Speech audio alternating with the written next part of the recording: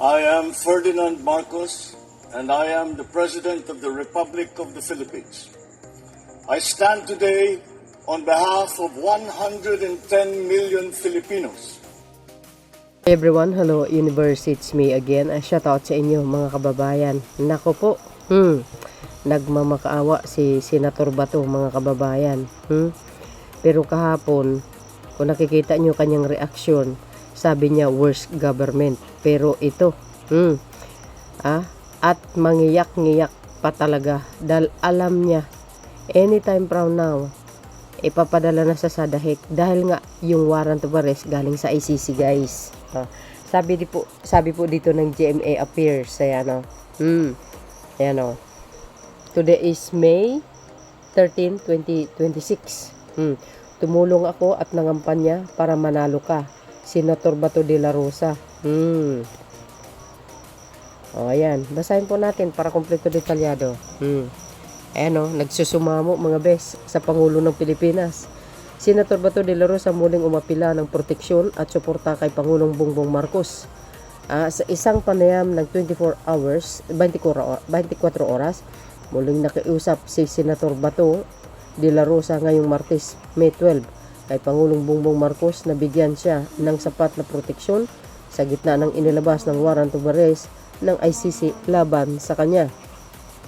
Ipinaalala rin ng mga mambabatas na isa siya sa mga tumulong at nangampanya para sa pagkapanalo ng Pangulo noong nakaraang halalan bilang bahagi ng kanyang hiling na huwag siyang pabayaan ng administrasyon. Ayun mga kababayan. Tsaka isa pa alam nyo sa nangyayari ngayon, walang ibang nanggugulo kundi ito sa side ni Sara Duterte. Subukan nyo tahimik ang mga Duterte, tahimik ang bansa. Maniwala kayo. So sa side naman ni Bato mga kababayan, po kasalanan niya po yan Ginawa niya yan Kaya mayroon siyang warrant of arrest Diba? Diba sangkot siya sa crime against humanity? Ang sinasabi natin, ayan. Sabi niya, ako'y isang Pilipino, Mr. President. I need your protection. I need your support. Ikaw ang aming Pangulo. Binuto ka namin. Tumulong ako at nangampanya para manalo ka. Biro niyo yan, guys. Alam niya kasi, bilang na ang mga araw niya. Bagamat pinoproteksyonan siya ng Senado. Mga kababayan. Alam niyo kung nagkataon hindi nagpalit ng liderato ang Senado, malamang nasa ICC na ito. 'Di ba? Sabi nga ni Attorney Torion, hindi ko alam kung totoo yung pinagsasabi niya o gawa-gawa lang. Nakahanda na daw yung sasakyan ni Bato na eroplano papuntang dahig tulad sa dating Pangulo. Biro mo. Siyempre, pag inaresto siya, natural mga kababayan Kababayan, pag inaresto siya, natural, ikakarga siya sa eroplano. 'Di ba? Ganoon talaga yun Ayan yun ang sinabi ni Senator Bato. Siyempre, eroplano yan. Saan ba sa ikakarga? Kaya pag nahuli yan, anytime from now, kung ano po yung nangyari sa dating Pangulo, pag huli sa kanya, at ikakarga siya sa eroplano, yun, ganun din. Di ba? Ito, tingnan yung si Bato, mangiyak-ngiyak.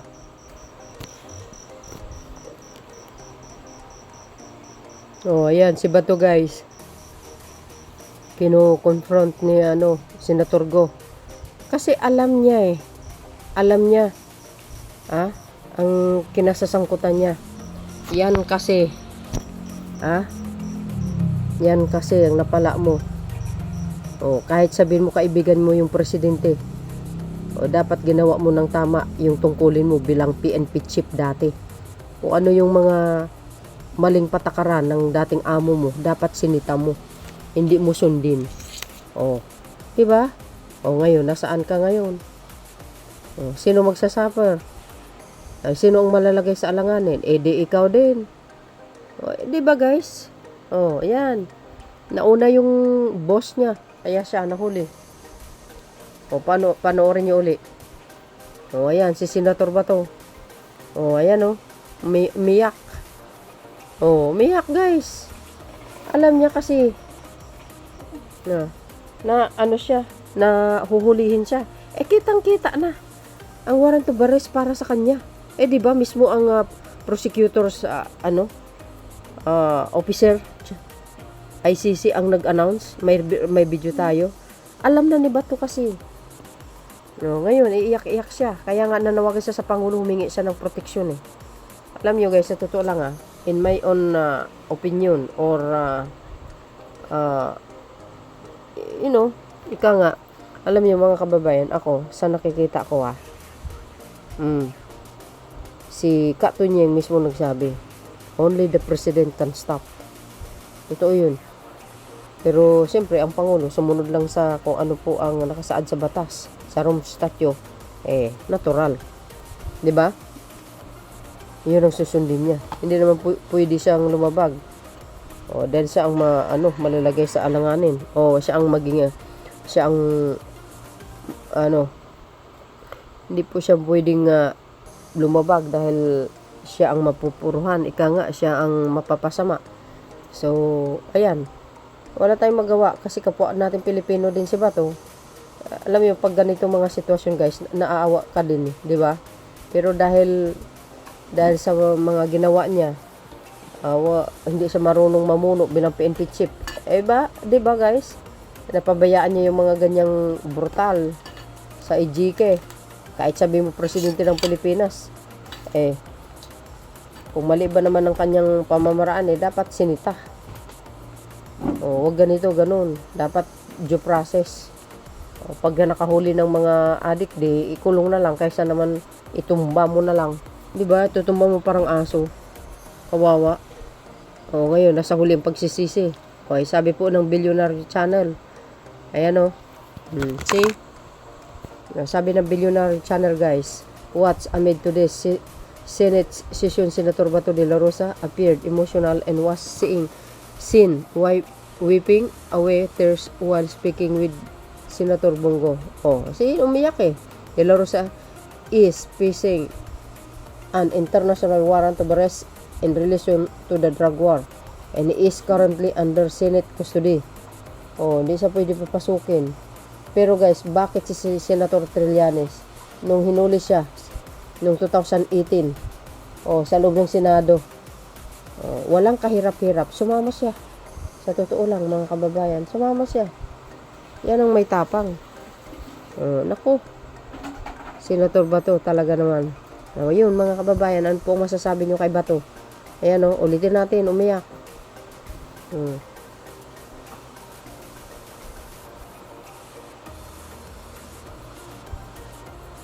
You see?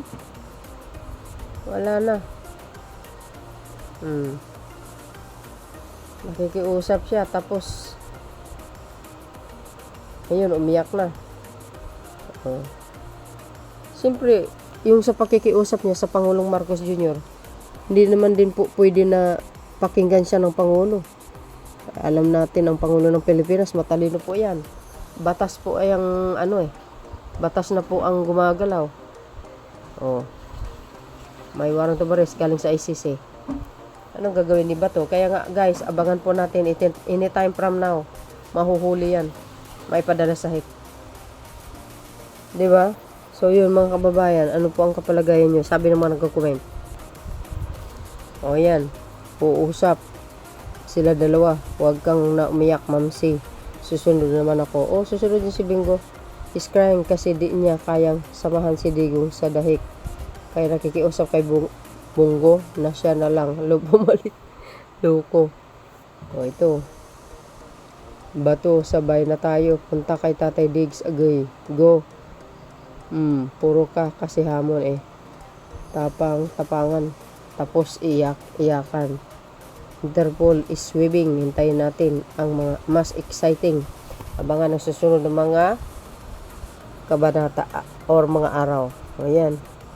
Sabi ni Bongo, huwag ka mag-alala, susunod ako, ikaw ang alay para makaupo si Chinatano as Senate President. Chinatano. Ayan. Sabi niya dito, Sabi ni Bongo, huwag kang mag-alala. Susunod ako, ikaw ang alay para sa makaupo sa Chinatown. As SC para mapigilan na ang impeachment at makakuha ng boto kaya nga lumabas ka para ikaw ang sakripisyo. Doon na naman yun. Thank you guys for watching. Don't forget to follow me. Bye bye bye and babush. God bless Philippines. Bye everyone. There's more.